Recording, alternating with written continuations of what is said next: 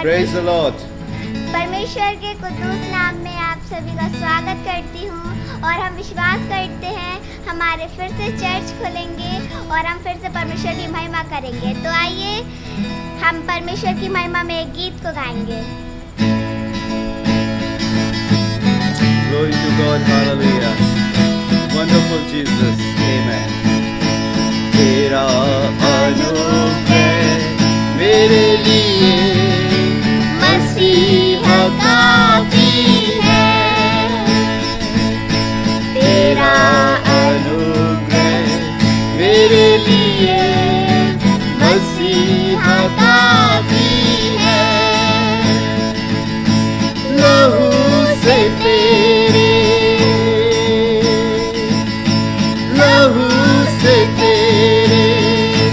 मुझे मिल गई माफी है। तेरा अनुग्रह मेरे लिए मसीहा काफी है। लायक नहीं था इसके कि तुझे छू सकूं मैं। लायक नहीं था इसके कि तुझे छू सकूं मैं। किया है तूने जो मुझ पर फजल काफी है। किया है तूने जो मुझ पर फजल काफी है। लहू से तेरे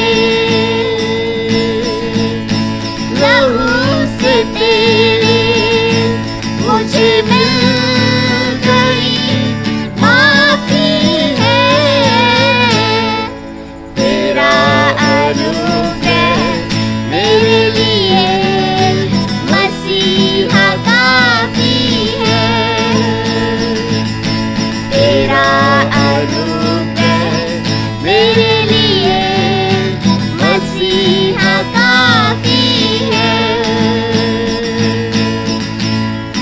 आए हैं दर पे तेरे, कर तू निगाह हम पर। आया हूँ दर पे तेरे, कर तू निगाह मुझ पर। मैं गिरे मेघ से जो टुकड़े मुझे काफी है। मैं गिरे मेघ से जो टुकड़े मुझे काफी है। लहू से तेरे लहू से तेरे मुझे मिल गई माफी है। तेरा अनुग्रह मेरे लिए मसीहा काफी है। आइए मिलकर गाएंगे। तेरा अनुग्रह मेरे लिए मसीहा काफी है। हम गाएं तो सना तू राजाओं का है राजा। तेरी महिमा होवे सदा। तू है प्रभु हमारा खुदा। हम गाएं तो सना तू राजाओं का है राजा। तेरी महिमा होवे सदा। तू है प्रभु हमारा खुदा। तू है प्रभु हमारा खुदा।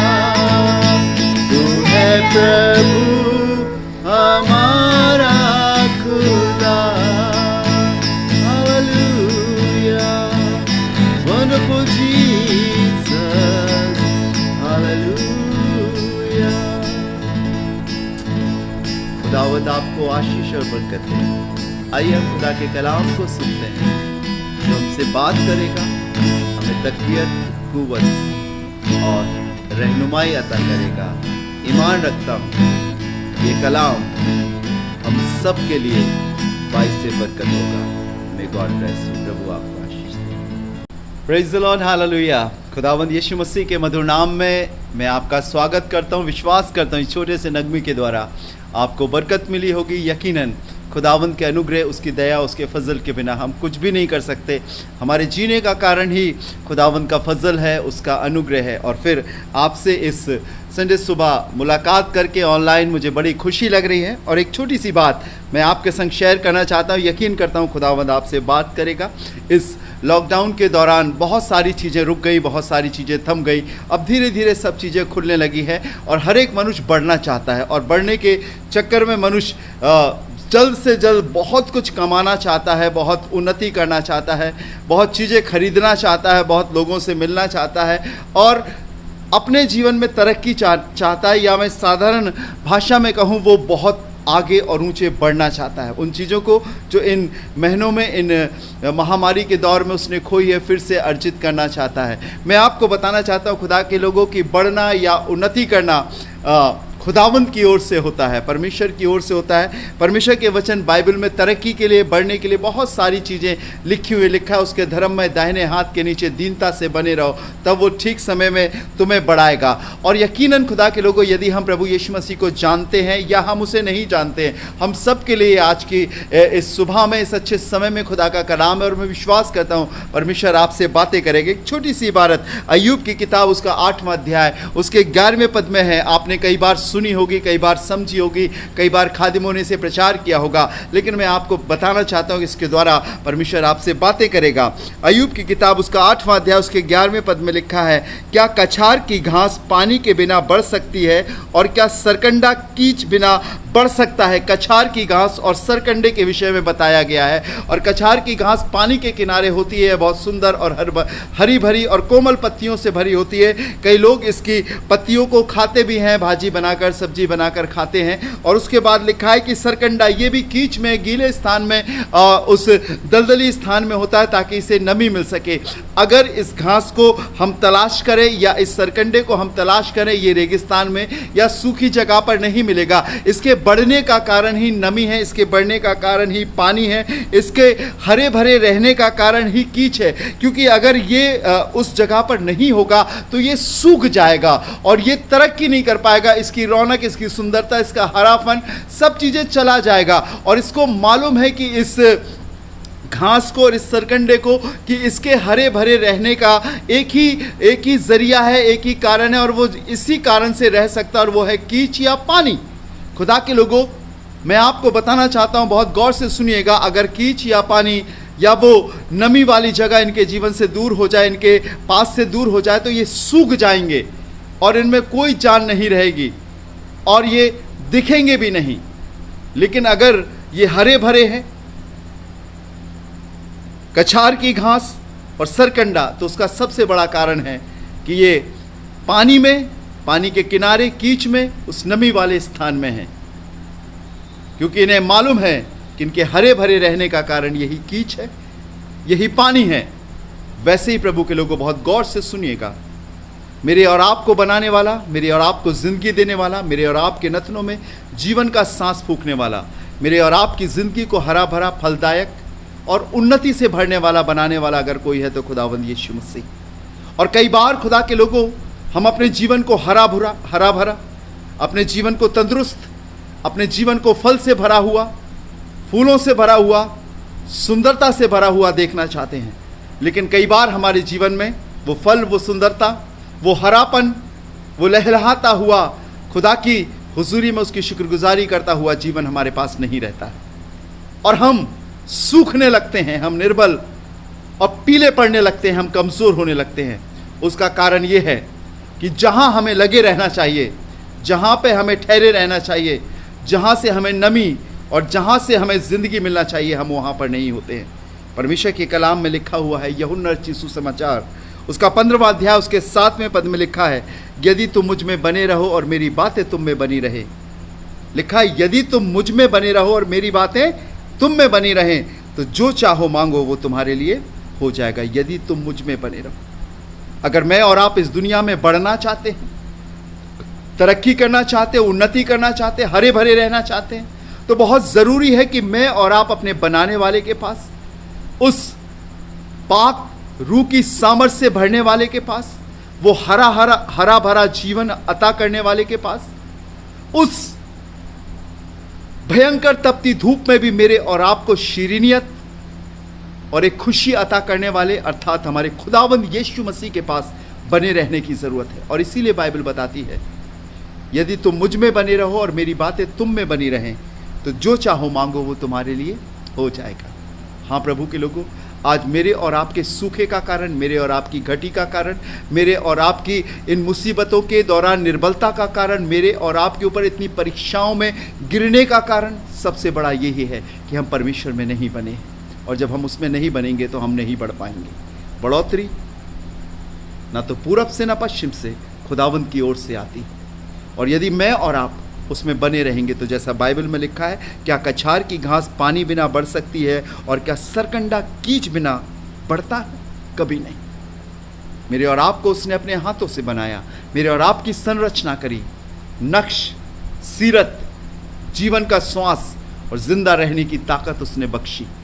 मैं और आप उस बनाने वाले सृजनहार से दूर होकर अपनी गफलत में अपनी मर्जी के अनुसार अपनी ज़िंदगी को बिता रहे हैं। और जिसका ये कारण है कि हमें तो ऐसा महसूस हो रहा है कि हम बढ़ रहे हैं, पर हकीकत तो ये है कि हम घट रहे हैं। कुछ ही समय पहले एक परिवार से मेरी मुलाकात हुई और जब मैं उस परिवार में बैठा हुआ था, प्रभु की बातें उनसे कर रहा था, तो बहुत सारी बातें उनके जहन में थी और वो मुझसे करने लगे और कहने लगे कि आखिर ये मुसीबत कहाँ है। उनके परिवार में एक बहुत बड़ी दुष्टात्मा आ गई थी और वो जगह जगह गए, बहुत सारे पास्टरों से, बहुत सारे लोगों से उन्होंने प्रार्थना कराई, दुआ कराई,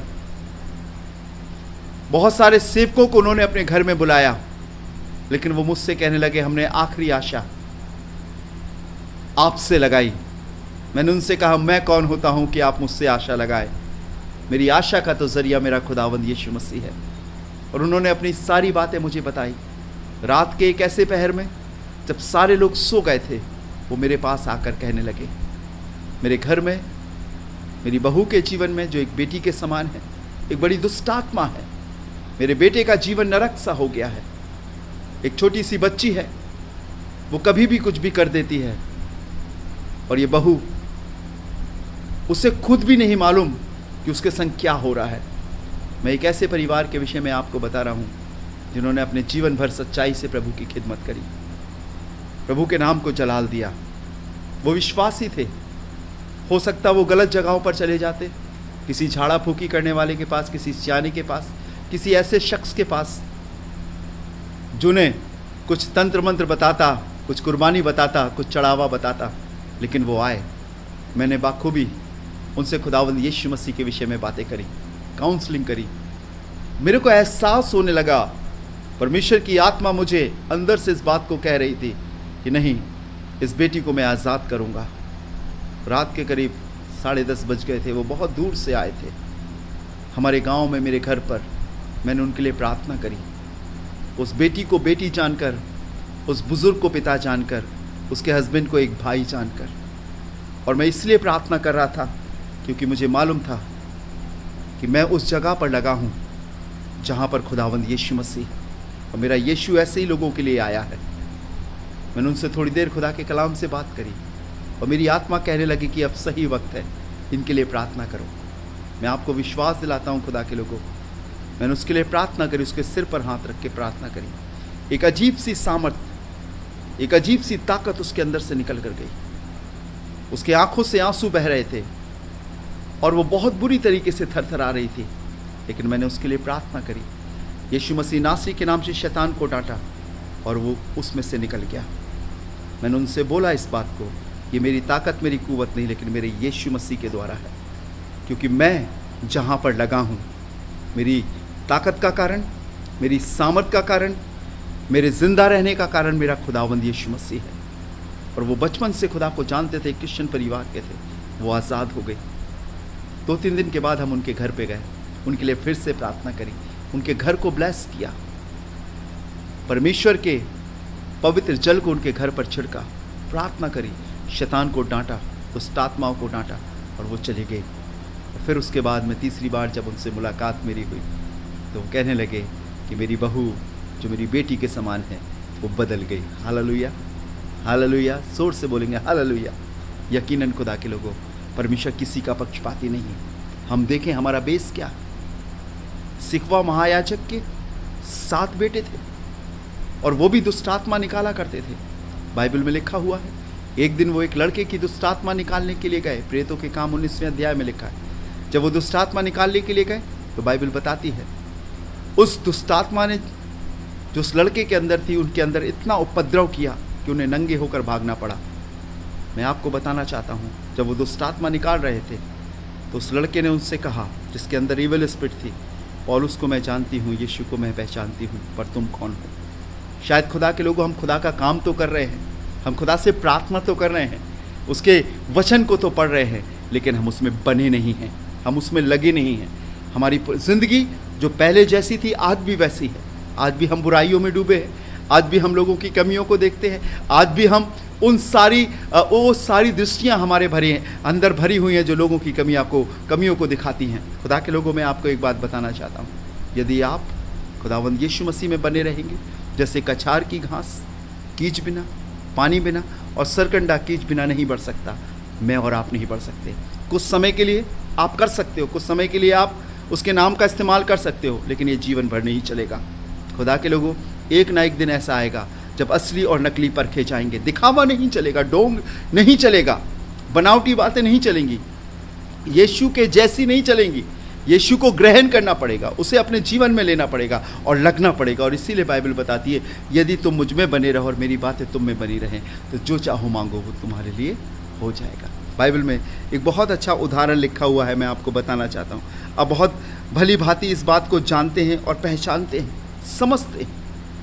सैमसन, जिसे प्रभु ने चुना, माँ के पेट में था, खुदा का फरिश्ता आसमान से उसके घर में आया और कहा, मनो, तेरे घर में जो पैदा होगा वो खुदा का नासिर होगा, मेरा आत्मा उस पर बल से उतरेगा और वो खुदा के लोगों की छुड़ौती का कारण होगा। जब वो पैदा हुआ, बाइबल में लिखा है, खुदा के फरिश्ते ने उनसे कहा, इसके सिर के बाल कभी ना कटवाना, ये कभी शराब ना पीने पाए और ये मेरा नासिर रहेगा। और खुदा के लोगों, खुदा की हुजूरी में उसकी परवरिश हुई, जवान हुआ, खुदा का आत्मा उस पर बल से उतरता था। और बाइबल में लिखा हुआ है, इतनी ताकत खुदावंद ने उसे दी कि वो गधे की जबड़े से दुश्मनों को, फलिश्तियों को एक बार में हज़ारों लोगों को मार चुका। उसे बेड़ियों से जकड़ दिया गया, उसने बेड़ियों को तोड़ दिया। एक बड़े किले में उसे बंद कर दिया गया, उसने अपने दोनों बाजुओं से किले के दरवाजे को उखाड़ लिया।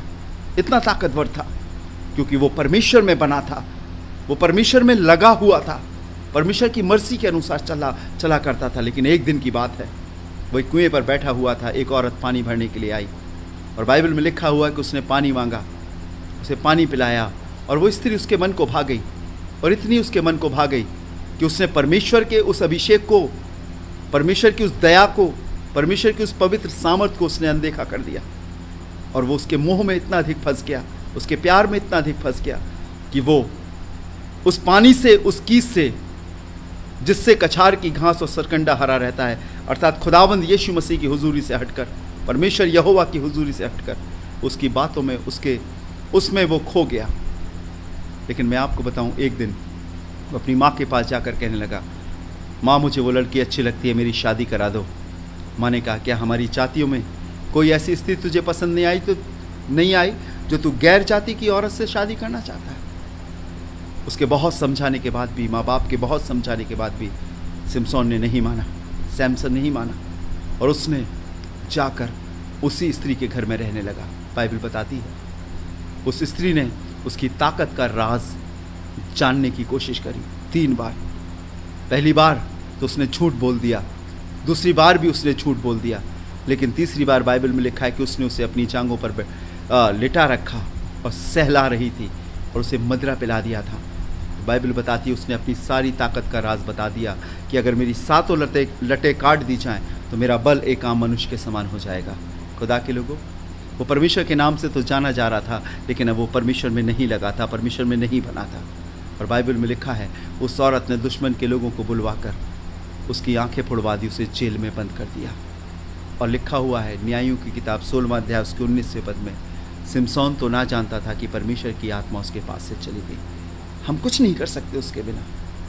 यदि हमें कुछ करना है, हमें बढ़ना है, हमें तरक्की पाना है, मैं सिर्फ संसारिक रीति से की बात नहीं कर रहा हूँ, आत्मिक रूप से बढ़ने की बात कर रहा हूँ। बहुत कम समय है, यीशु का आना नज़दीक है। और यदि हम यही ढर्रे वाली ज़िंदगी जिएंगे, यही रूढ़िवादिता वाली ज़िंदगी जिएंगे, सुबह उठना, प्रार्थना करना, दोपहर में खाते समय और रात में प्रार्थना करना, और हमारे जीवन में कोई बदलाव नहीं, हमारी सोच, हमारा एटीट्यूड, हमारा जीवन, हमारा तौर और तरीका वैसे ही, हम वैसे ही बने रहेंगे जीवन में। खुदा के लोगों, जब तक हम खुदा के कलाम को अपने ऊपर अप्लाई नहीं करेंगे, हम विश्वासी नहीं बनेंगे। हाँ, बाइबल आप पढ़ोगे, खूब पढ़ो, रट लो, आप फरीसी बनोगे। लेकिन जिस दिन आपने बाइबल को अप्लाई करना शुरू कर दिया, आप विश्वासी बनोगे।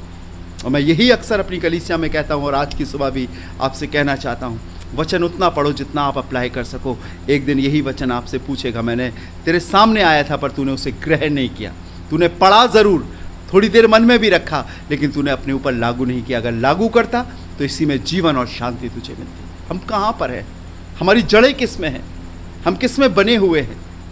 खुदा के लोगों, बाइबल बताती है, इस आयत को पढ़कर मैं आपके लिए दुआ करूँगा। यूहन्ना 15वां अध्याय 5वें पद में, मैं दाखलता हूँ और तुम डालियाँ हो, और जो मुझ में बना रहता है और मैं उसमें, वो बहुत फल फलता है, क्योंकि मुझसे अलग होकर तुम कुछ भी नहीं कर सकते। अगर उसने आपको बनाया है तो आपको उसमें बने रहना पड़ेगा, क्योंकि आप उससे अलग होकर कुछ नहीं कर सकते। हाँ, थोड़ा पैसा कमा लोगे, बीवी बाल बच्चे हो जाएंगे, घर हो जाएंगे, लेकिन शांति नहीं मिलेगी, सुकून नहीं मिलेगा, रोगे। ना बीवी से सुख, ना पति से सुख, ना बच्चों से सुख, ना माँ बाप से, ना पड़ोसियों से। हाय हाय चिक चिक होगी, आए दिन गलत स्टेप उठाओगे, और दिमाग टेंशन होने के कारण नशा करने लगोगे, तमाम प्रकार के मादक पदार्थों का इस्तेमाल करने लगोगे, क्योंकि आपने अपने परमेश्वर में नहीं बने हैं। हाँ, लिखा हुआ है, मुझसे अलग होकर तुम कुछ भी नहीं कर सकते। आओ, जैसे कछार की घास पानी बिना और सरकंडा कीच बिना नहीं बढ़ सकता, खुदा से कहें, खुदावंद मैं तेरे बिना नहीं बढ़ सकता हूँ। खुदावंद मेरा जीवन तेरे बिना हरा भरा नहीं हो सकता। खुदावंद तेरे बिना मेरे जीवन में संतोष नहीं आ सकता, तसल्ली नहीं आ सकती। मेरे पास सब कुछ तो है, लेकिन आप नहीं हैं, मेरा जीवन व्यर्थ है। आप आइए प्रभु, मेरे जीवन में वास करिए, मुझे आगे बढ़ाइए, मुझे सिखाइए। प्रभु मुझ पर दया कीजिए, और प्रभु आप पर दया करेगा। हालेलुया। वो आपसे मोहब्बत करता है, आपसे बहुत प्यार करता है, आपके बहुत नज़दीक है। आओ उसमें लग जाओ, आओ उसमें बच जाओ, और आप भी कछार की घास की माने लहलहाओगे, सरकंडे की माने आप हरे भरे रहोगे। गर्मियों के दिनों में, सूखे के भी दिनों में भी आप फलवंत रहोगे। परमेश्वर आपको आशीष दे। आइए दुआ करेंगे। प्यारे खुदावंद, मैं तेरे बेटे और बेटियों के लिए प्रार्थना करता हूँ, अपने हाथ को बढ़ा, इन्हें बरकत दे प्रभु। बता और सिखा कि ये अभी कहाँ पर बने हैं। इनके हरे होने का कारण, इनके फलवंत होने का कारण क्या रुपया पैसा, धन दौलत या संसार के लोग हैं, या खुदावंद यीशु मसीह है? अपने अनुग्रह को कर प्रभु, इन पर दया कर, इन्हें जीवन दे प्रभु जी। और मैं विश्वास करता हूँ प्रभु, ये कलाम इनके जीवन में बसने पाए। आज ये सोचे कि ये कहाँ पर स्टैंड कर रहे हैं, अपनी एजुकेशन पर, अपने एक्सपीरियंस पर, अपने रुतबे पर, अपनी प्रॉपर्टी पर, या खुदावंद तुझ पर। हाँ, ये सब चीज़ें सूख जाएंगी, लेकिन जो खुदावंद में रहेगा वो हरा भरा रहेगा, वो लहलहाता रहेगा, लबानोन के देवदार की नाई लहलहाता रहेगा। प्रभु इन्हें बरकत दे, इनके बच्चों को बचा हर एक महामारी से, हर एक संकट से, हर एक बुरी चीज़ों से इनकी हिफाजत कर। इनके घर पर तेरा पहरा हो, शैतान और शैतानी ताकतें इन्हें छोड़कर जाने पाए, यीशु मसीह इनके जीवन में आने पाए, इनके कोर्ट के मसले हल होने पाए, इनके ज़मीन के मसले हल होने पाए, तेरा सुख इनके जीवन में आ, और यीशु मसीह इनके जीवन में बढ़ने वाला हो सके। जो इस आवाज़ को सुन रहे हैं, इसी वक्त और इसी समय यीशु मसीह उनको छूकर चंगा करने वाला हो सके। सारा जलाल, सारी महिमा खुदावंद यीशु मसीह को मिले। प्रभु यीशु मसीह के नाम से मांगते हैं, आमीन, आमीन, आमीन। जय मसीह की। May God bless you. प्रभु आपको आशीष दे। मेरी दुआ है प्रभु में आगे बढ़े, उन्नति करें, ये कलाम और भी दूसरे लोगों को शेयर करें, ताकि उन तक ये आवाज़ पहुँचे और प्रभु से उन्हें जीवन मिल सके। प्रभु आपको सुरक्षित रखे और हर एक प्रकार की बलाओं से बचाए।